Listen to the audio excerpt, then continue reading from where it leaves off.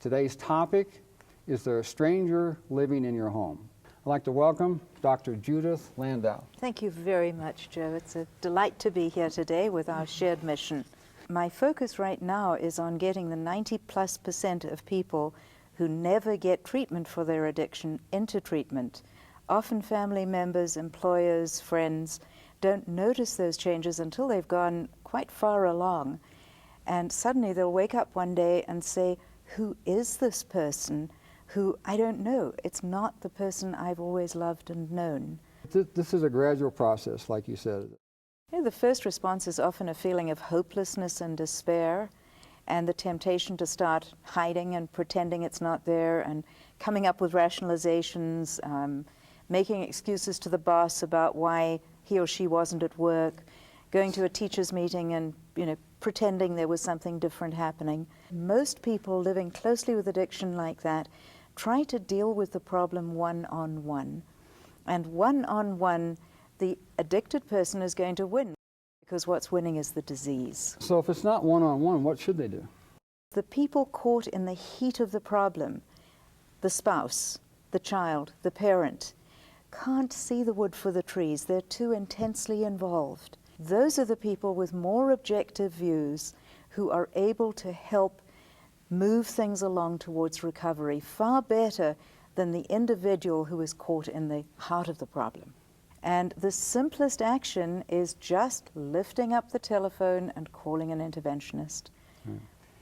And I've heard that when you're faced with a tough problem, a crisis of some kind, there's three real responses. You can do the right thing, you can do the wrong thing, or you can do nothing. I think we should look at the fact that families really can help. Talk to somebody else in the family. Don't go it alone when you're scared. How difficult is this? When one starts expanding the system and looking at moving the whole family into recovery, it becomes a great deal easier. Families really can help, and families can make this process a whole lot easier. There really is hope. Absolutely. People do not have to hit bottom because family members can bring about the change. Why wait? I mean, we don't wait for cancer to be metastasized. We don't wait for someone with a cold to develop double pneumonia. No.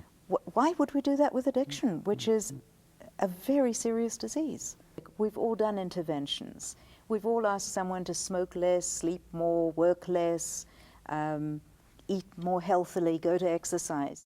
So people have done interventions on smaller scales without even realizing it. Right. Any member of the family can call in. We don't have to wait for the addicted individual. And about 60% of people went into treatment just from that 15 to 20-minute phone call.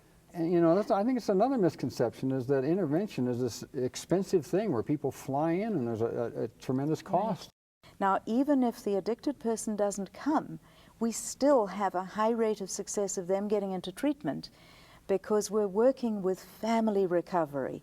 And if the family moves into recovery, deals with the unresolved grief, the addicted individual goes into recovery. That their mission is to have the addicted individuals go into recovery to live for the family rather than dying for the family. They're frozen in fear because they've been dealing one-on-one. Mobilize the people who care, pick up the phone, make that first call. There is hope. Families can help change.